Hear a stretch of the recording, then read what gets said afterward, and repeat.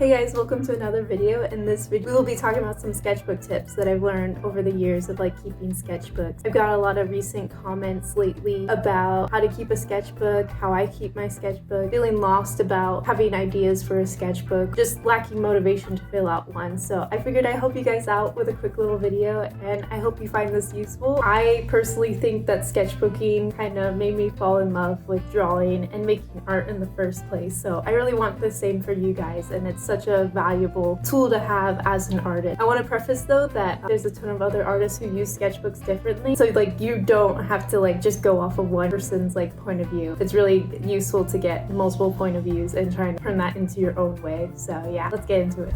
Tip number one, I feel like this is the most important tip for me personally, but I think you should have a goal with your sketchbook to keep yourself using it and have purpose with your sketchbook. This could be you're using the sketchbook to figure out a comic, you're using it for a new character design. The goal in this sketchbook is to practice your anatomy. It could be learning a new painting technique. I feel if you pick 2 or 3 goals to work towards in a sketchbook, you have a lot more motivation and purpose with filling it out, and you're more likely to use it in your art practice and not just toss it aside and forget about it or feel lost when you're drawing in it. I personally use my sketchbook to draw ideas that I have or plan out iterations for future paintings or drawings. I kind of use it as part of my art process. It's kind of the initial stage, the initial building blocks of what I want to do for a finished piece. I may have 1 or 2 finished pieces in it when I really want to go ham and I really like a sketch, but most of the time I try and keep it to just ideation and iteration and visual stories or visual motifs that I want to explore in my own work.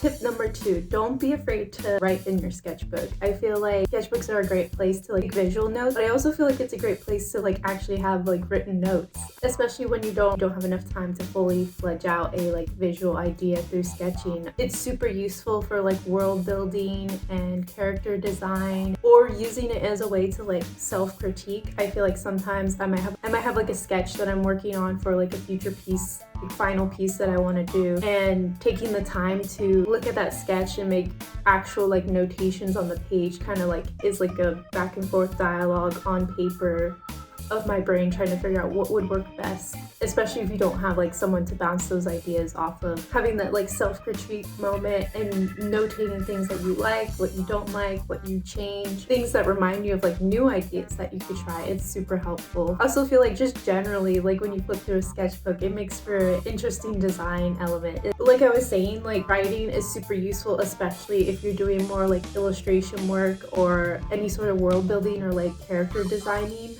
Those visual elements that go along with what is written is super helpful, and I feel it makes for a stronger design in the end. Tip number 3, experiment with new supplies or maintain your current skills with a certain supply. I feel sketchbooks are a great place to kind of do swatches. I know a lot of artists do this. Stick in different paper you want to experiment with. Just have that practice of using a certain supply before you jump into a final piece. I feel understanding how supplies interact with a certain piece of paper or a certain way of building it up, layering it, is super crucial to the success of a final piece, especially traditional. And I feel it's also important to remember the type of sketchbook paper that you use. For my sketchbook currently, I think it's called Callan's Art Creation Sketchbook. Yeah, it's been okay so far. I definitely like to work more mixed media in my sketchbook, so both wet and dry media. So I definitely feel this paper is more geared towards dry media, but I'd say it's important to look at your sketchbook paper and make sure it either lines up with what you're using with traditional final paintings or pieces, or you could just grab the paper that you plan on using for your final painting or final piece. Doing some swatches,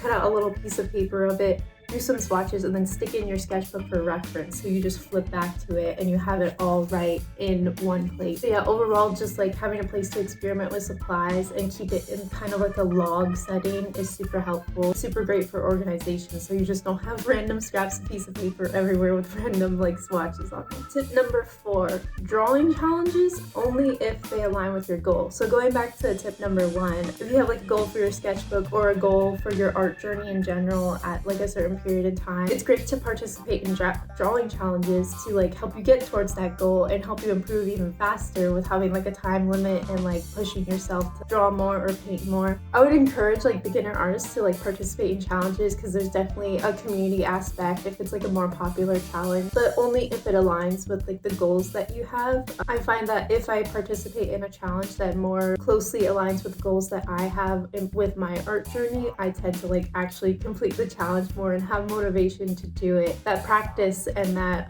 the final products of that challenge become more useful, and I can reference back to them in my study and in my practice at the moment. So I would say find like a challenge that fits with what you're doing, but if you can't find a challenge, then I would say like taking a pre-existing challenge and kind of tweaking it and molding it to what you need it to be, help you along your journey. For example, in February I was doing Figuary, which is like a daily figure draw challenge hosted by Koki Cafe, one of my favorite, or actually my favorite, like the only thing I use for like figure drawing. It's an online figure drawing like database. They give you images and you just draw from it. I found that just doing a bunch of studies really wasn't aligning with what I wanted to do at the time. I kind of want to branch away from more realistic and go into more stylized and exaggerated, more intentional like design elements rather than just practicing and copying what I see. So I just tweaked it. I was just like, I'm still gonna do figure drawing. I'm just gonna do it in a more exaggerated and see how much I can like push and pull those elements to get to a place where I want to be with my artwork. I also want to mention, if you're tweaking these challenges and like changing things around or making your own,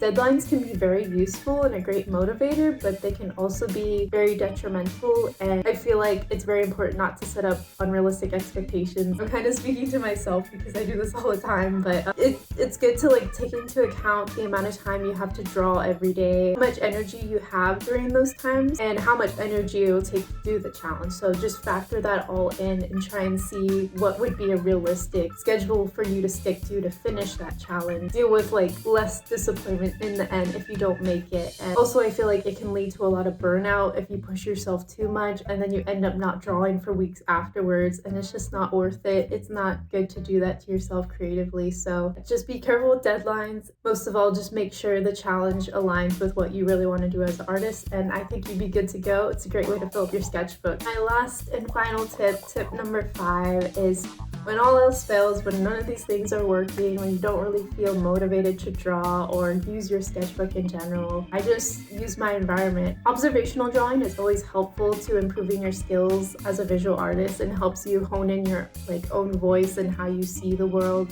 and how you translate that onto paper or whatever sort of art medium you're doing. I feel like just taking in your surroundings and doodling or sketching something like small on your desk or on your shelf, but yeah, anything that's around you. It could be like plants, it could be kitchen pots, it can be like anything that's just like, hey, that's where I live in. That I find that interesting. Or just trying to like take something basic around you and kind of elevate it. And just by like drawing it in your own voice and how you see it is already elevating it. Like no one else is gonna draw that object like you are. So I find that's really interesting, and I love it when other artists just do simple still life studies, because it's just like you would have never seen those objects like they did personally through their eyes. So I find it really interesting. And also just from like a therapeutic standpoint, I do feel like I use my sketchbook a lot as like kind of like a mindfulness or kind of like a therapy, and just like acknowledging my surroundings, being present in the moment and just drawing what I see, connecting my hand to paper, connecting like myself to the world by just like drawing and viewing things around me is really important. So I do feel like it's really important if you like want to include it in your sketchbook, but like keeping that therapeutic aspect of art making and creation, interpreting the world around you and taking things in and being mindful and being appreciative of what's around you is really important. And it can also lead to like other creative ideas. Like you may just draw like some flowers that were in a vase on your kitchen table, and now you're like, oh, these flowers would make like a cool character, or they would make a cool design aspect in someone's clothing or in a piece that you want to work on. So the study or the observational study or like interpreting that isn't just for like therapy or like being mindful or being present, but it can also lead to like being productive again. Make your mark on your sketchbook, your own like personal like view of the world, just like besides the studies, besides your goals, and just like be yourself and express yourself. And I feel like that's like really the most important part, a really key part of like sketchbooking for me is just like yes, I am like a human being at this moment in time, and here's what I'm doing. I guess it becomes more like a diary. But yeah, I find that like using your environment to like kind of have that mindful moment, and also just like having it be a springboard for other ideas is super helpful when everything else fails. Yeah, that's all the tips. I hope it helps. They were kind of more general art tips. I didn't want to give any specific ideas because I myself don't do any like specific things in my sketchbook. I just use it how I want for my art journey, and it grows and evolves and changes along with that. And I also wanted it to apply to like a multitude of art passions that many people like pursue, so I didn't want to get too into like illustration or painting.